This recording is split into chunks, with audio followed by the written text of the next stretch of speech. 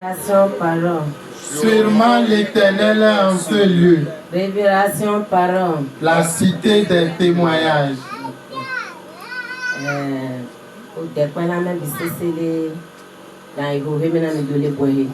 Je salue tous les frères et sœurs en ce lieu.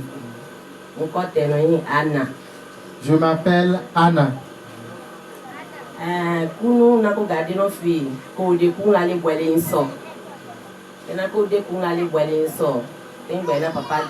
Papa de bava. Ene vanam do anu ede jile semaine metan vai. Ne tine garçon non. Ko baba bo da do gbe na do baba ene na do son. Emi de balon ton e bo se tu mo bo de kunundi. Bo o ko la bonji. E bon se o la. Ko kon ton e de na ivide. Bo kina yo pa, mi o pa le de jile so la. De wana omole. So na mi akon ma we dan wiwa. Ce témoignage que je veux faire, c'est un témoignage que j'avais déjà envoyé par l'audio à docteur. Mais une fois docteur de retour, docteur m'a dit que l'audio que je lui ai envoyé, que l'audio n'est pas clair. Donc j'ai décidé de refaire le témoignage. Voici ce qui s'est passé. So, mi les bois filles. Ni somene do somene mo yetun ina mo le cover trolo mo ja ko yetun kan gbe potole sawe kin gbe na ibon do le cover ene le cover ina yo lo le so de vai tun mena mo o na mo bolo le bonji e bon se ho la e ko to ke bi mo mi na ba pale de leji ko na mo tro bo na mo de gbe fan la na ya do se bi fan la yitun na de les nyonwe osu ni vai ton nyonwe woods ni vai o kono pe na bo so on san Cotonou o do kono ko me na. Le 2 août passé, j'ai pris un taxi pour venir à Comé. Ena ko dia un la me boswe mo mi me we dia me mama we dia me yon visa de bobo de nya ou do attend mo do dia on la main. Dans le bus, nous sommes 3. Il y a 2 mamans et une jeune fille. Nous sommes rentrés dans le bus en direction de Comé.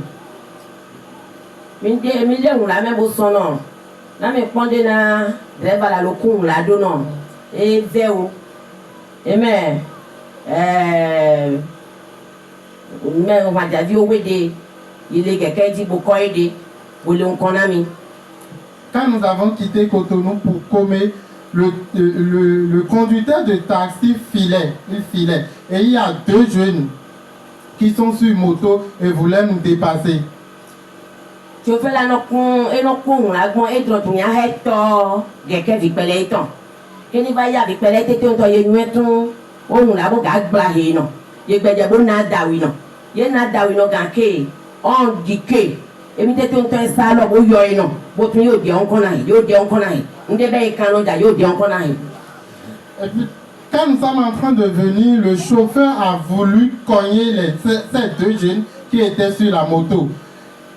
Et puis les jeunes ont constaté que le chauffeur a voulu les cogner intentionnellement. Et puis, quelque temps après, le chauffeur même était en train de faire signe à ces 2 jeunes de venir rester devant lui, qu'il va les cogner. Les mains la main, les victimes les mains, comme on va y en donner yido les blés, comme on va coller, boya mi de godo, habillé confidé beau zéto, et me la ja cognon. Voir, c'est bang le pot que na moi pon, pourquoi quelqu'un ne le konami, de la doucement, de l'on konami nous laisser. Si pas de bolé radamina mi kobeu, bolé radamina mi. Wa tu fais là ekun la no kakabon, et ton nya hector. Quelqu'un no keni le nkoni mele nya be ekun we dron. So emi tete to ba kon ton di edena ekun la do non. Eyon on wa me ena ke memeleji. Et puis un instant après, nous avons dépassé ces 2 jeunes. Et puis le chauffeur est en train de conduire. Et puis un instant après, nous avons constaté qu'il y a aussi d'autres conducteurs de taxi qui étaient devant nous. Et le chauffeur filait à vive allure et il a failli les cogner aussi. En dehors de ça, il y avait un camion qui était de l'autre côté. La façon dont le taximan conduisait le taxi, il a failli aussi cogner ce camion.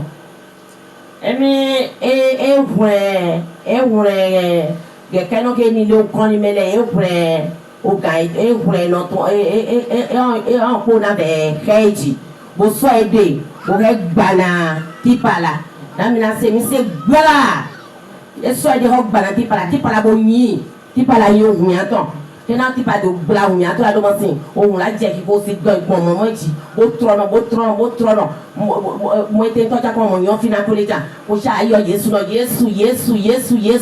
ko la kwa mi la kwa mo sin kaka gbon agban te ni le godo ko lina di odo godo ko lila ko ba kon le dodo me le opo dodo me ton meji ohun la e to e frigbon mo me mo sin kaka gbon do je ran to bo atongo me dan aji kembe na e de pon fo de me we me ni opo yiro yo fi de tun ve do ko le dodo mbe me lewe o blewe de pon fo de me le ko die fon la me bon ni jo le o la finan de na la jo do me de ton yin mo si akengbe fe na me lo pomble aboku bo e do yo mi ato la do mu je mo me le nso ti pa me la e na he bo suraji no de wa na only so mi na se tun me ile simbo bono pe no bo wa sin tale mo ji boku bo e ko yin hon te he di o tun le awon amela me le nso Yesu we hon we di o tun amo ko mo de pe na ma o tun ko fa o pe di va te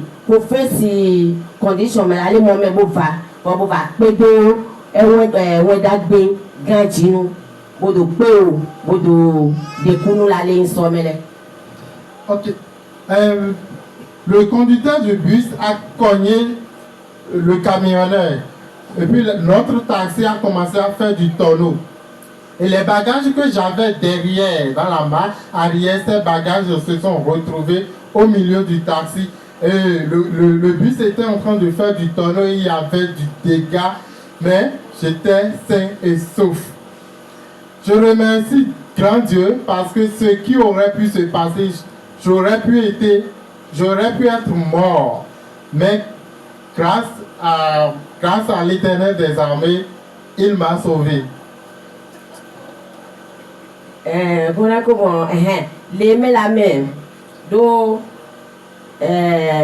yetuna nyon sende do nyon bolo yon la ko do kande jipo les mais la même ko le din kan so me la même ka ke ko we free Yesu te ko free Yesu ko yo Yesu la ko tun Yesu ko do gbe te ko tun Yesu e yo yun tun o ke meja kan zon bo bona yi fina ko ino la bona ma no we la me bona yun to we la bo yin te bo ju o to le me ko tun we la on de bo mi la je ko koji abi ko to me nja to fe la do gale eni gale mo yun tun e ga de mi tun no we sa di unde we gule un la we e do gale ha mo bi nja e do gale un la ko mo tun ye bo ton bo so mi bo do mo me bo to aho na mi ko mo ko mo zon mo la me bon bo do ba ko me.